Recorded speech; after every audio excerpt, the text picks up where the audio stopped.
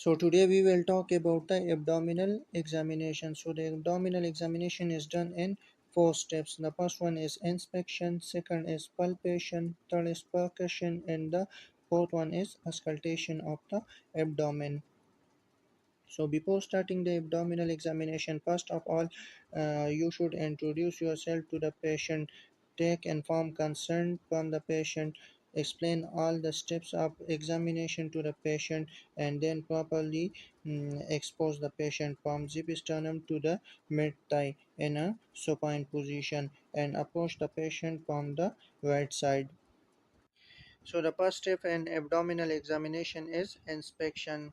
An inspection, first of all, look at the shape of the abdomen. Normally the abdomen is scaphoid shape. Also look for any visible swelling or lump in the abdomen, and also notice any hernia by asking the patient to do a cuff impulse, because uncuffing the hernia become more prominent. Also look at the umbilicus and note whether it is inverted or everted, and also note the movement of the abdomen with respect to the respiration. Also look for any visible pulsation, and also notice any visible peristalsis, because the permanent peristalsis indicate obstruction, intestinal obstruction. And also notice for any dilated veins in the abdomen, and also look for the divulgation of recti. Divulgation of recti means there is increase in gap between the rectus abdominis muscle, which is commonly seen in the uh, multipare women or the obese patient.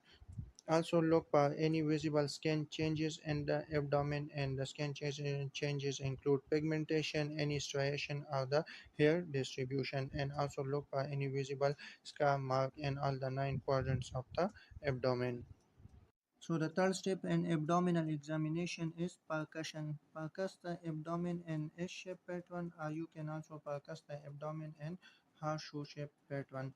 And also percuss the lever to point the lever span. And the percussion per lever span is started from the right iliac fossa and then from the second intercostal space. And the normal lever span is around 10 to 15 centimeter.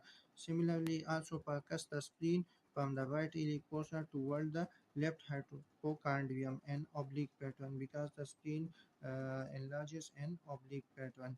And similarly percuss the spleen in the traps area, which is present at the lower costal margin on the left side. And normally the percussion node in the trap area is tympanic, but when it is dull it indicates the splenomegaly.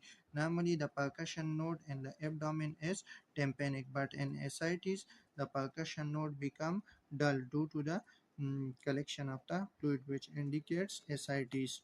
Ascites we do two tests. The first one is shifting dullness and the second one is fluid twirl. And shifting dullness, tap the middle finger of your left hand at the distal interphalangeal joint with the middle finger of your right hand from umbilicus to each side of the abdomen. Normally on tapping the node is tympanic, but if there is any fluid collection, the node become dull due to the ascites present at that area. Then ask the patient to bend towards the opposite side and tap at the same area which was initially dull. So due to the fluid shift toward the opposite side, the node become tympanic in nature, which indicate the ascites at that area. The second test is the fluid twirl.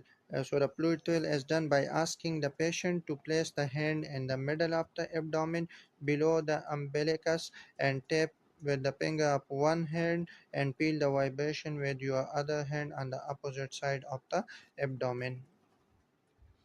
And the last step in the abdominal examination is auscultation. So auscultate the abdomen in all the nine quadrants with the stethoscope to hear for the bowel sound, and also auscultate over the lump if there is any visible lump. Auscultate over the lump or any vascular buoy, and at the end cover the patient and say thanks. So it was all about the abdominal examination.